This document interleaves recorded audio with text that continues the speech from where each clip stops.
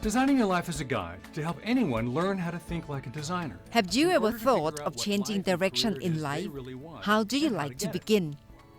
Many people may be afraid to even take the first step to change. The program Designing Your Life at Stanford University in the US is seeking to help students in designing their lives. The program turned out to be quite highly in demand.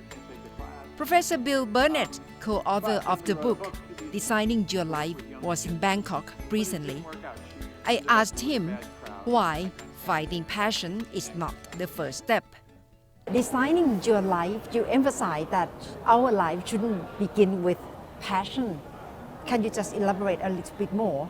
If you have a passion, if you've discovered something very early in your life that you want to do, and you're still doing it, no problem. That's excellent. And it turns out, if you look at the research, passions most frequently emerge in the arts early. So if you knew you wanted to be a dancer or a singer or a writer, that might have been an early passion that does get realized later in life. But the research also says that 8 out of 10 people have no identifiable passion. And so we call it a dysfunctional belief in the book because it's like, well, 8 out of 10 people can't answer the question. And then inside the question, do you have a passion? You feel like, well, if I don't have one, maybe there's something wrong with me. Maybe everyone else has one. But it's not true. 8 out of 10 people cannot identify a single passion for their life or their career. So we just don't like the question because it leaves so many people feeling like they've done something, there's something wrong, and there's nothing wrong. In Thailand, the buzzword is very much in vogue right now. It's about design thinking. Yes. What's the similarities between design thinking and designing your life? Do you think it's the same concept? Well, absolutely. I mean, so when Dave and I first got together, we were thinking about how to help our students because they were confused and they weren't sure how to get a job and they weren't sure. And so originally we were just thinking, well, we'll just do a small seminar on finding a job. But then it turned into more and more. And what happened is I realized, because my main role as a professor, as an adjunct professor, is to teach design thinking to students and to produce designers. My students work at Apple and Facebook and LinkedIn and one of my students, Evan Spiegel, started Snapchat. So my students go out and they work in all the companies using design thinking. And then I realized, well, wait a minute, we could use design thinking for life design. It's the same principles. A prototype is how we build our way forward. Brainstorming is Odyssey plans. We use mind mapping in the book. We use many design. I want to make sure the book always has design techniques in it. So when you finish the class, you're better at having ideas. You're better at brainstorming. You're better at coming up with alternatives.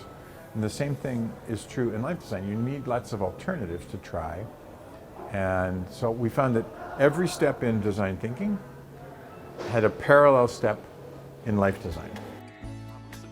Rawit Hanusaha, CEO of Sijan, one of business leaders in Thailand, adopts regular practice on designing life, and he has some recommendations for the new generation.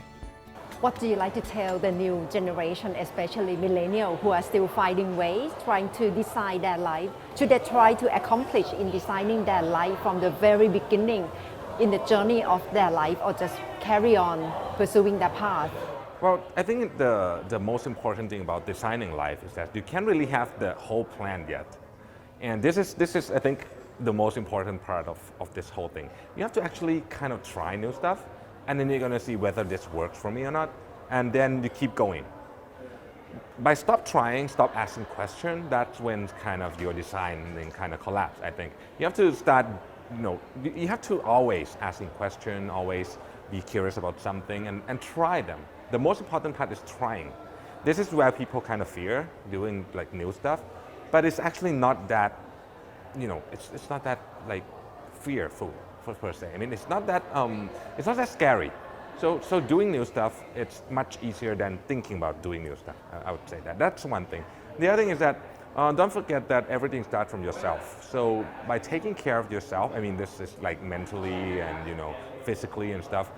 It's the most important part, because if you don't take care of yourself when you're young, it's gonna pay the toll for you when you're getting older and you're getting older one day. So you're not gonna be able to do things you love or even designing any kind of life if you don't really, have a healthy mind and body. I think certainly that's another important part to thinking about. I love that trend is coming this way towards a healthier lifestyle, but you have to keep reminding yourself always that you're gonna do great things, but you have to, it starts from having healthy mind and body.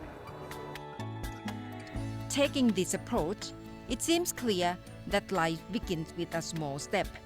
And experimenting life without aiming at achieving too grand planned, you can probably become a designer of your own life. Nacha Gomonwadin, Thai PBS World reports.